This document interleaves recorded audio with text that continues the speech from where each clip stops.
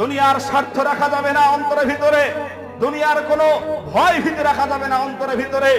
এক নিষ্ঠবান ইখলাস নিয়ে কাজ করতে হবে। যখন তুমি সমাজের বুকে চলবে, তোমার জবান একটাই থাকবে, ওয়াকুল জাআল হক ওয়া জাহাকাল বাতিল ইন্নাল বাতিলা কানা যাহুকা।